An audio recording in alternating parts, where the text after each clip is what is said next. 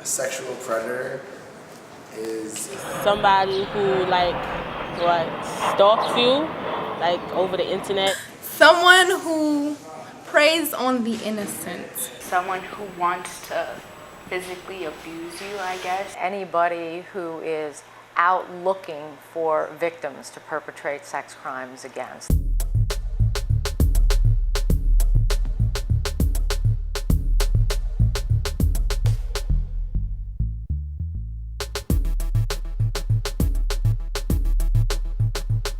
I've heard of so many stories across the country of young people meeting people who they've met online or who they have communicated with online.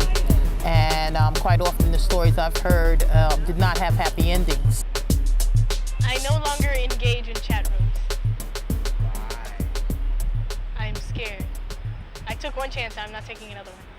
one experience when I was younger. I was playing chess online, and just randomly the person I was playing with started hitting on me and said that we should meet up sometime. My cousin was telling me that she was looking at her friend's MySpace because she was at her friend's house, and they were looking at the pictures section, and there was a comment left by like an old guy, and it said something really inappropriate, and her friend was 16.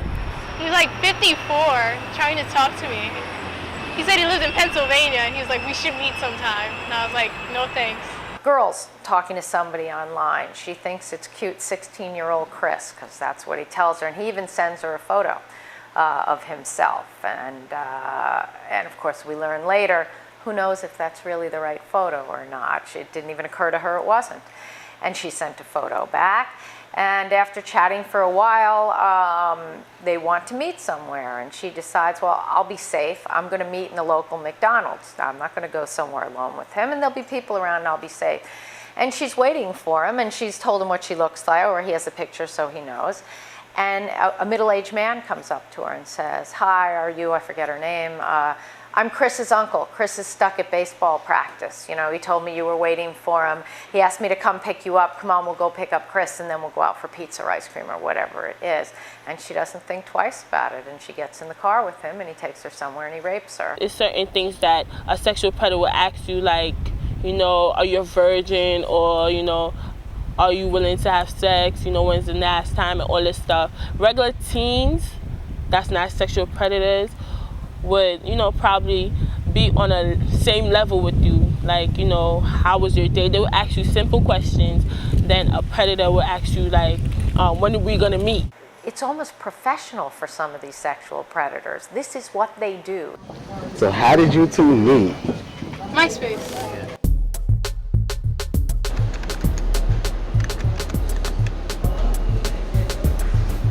MySpace is fun and addictive.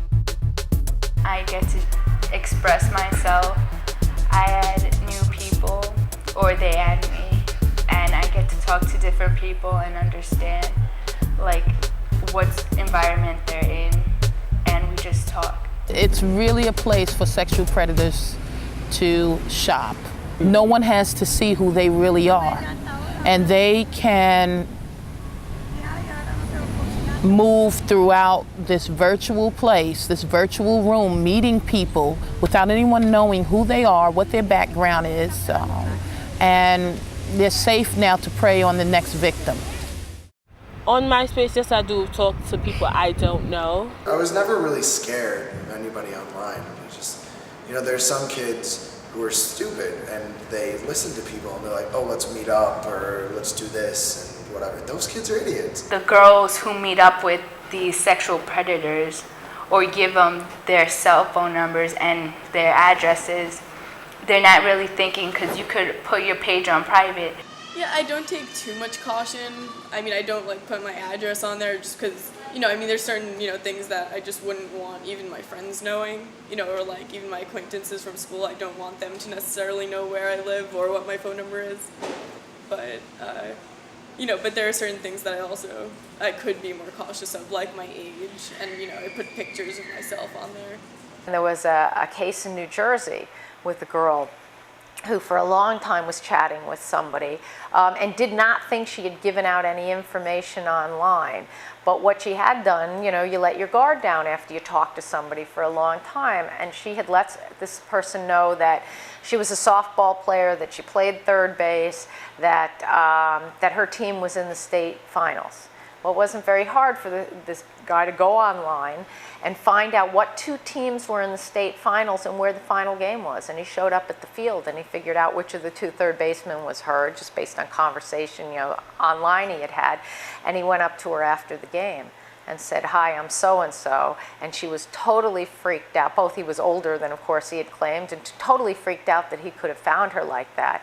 And luckily did the smart thing and went over to the coach and said, "Is this guy following me?" It's hard because, I mean, if you're like a skilled sexual predator, you're gonna lie about your age, you're gonna put a fake picture of some hot person, and they could totally trick you, you know?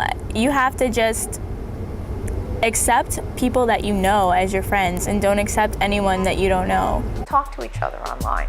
Talk to your other friends, kids you go to school with. Talk to your teammates on teams, things like that. Don't talk to strangers online because you just don't know who they are. One thing I do know is that the internet makes it easier, makes a wide number of youth more available. They can travel and move much closer to our youth, even though they're supposed to be basically in the safety of their homes.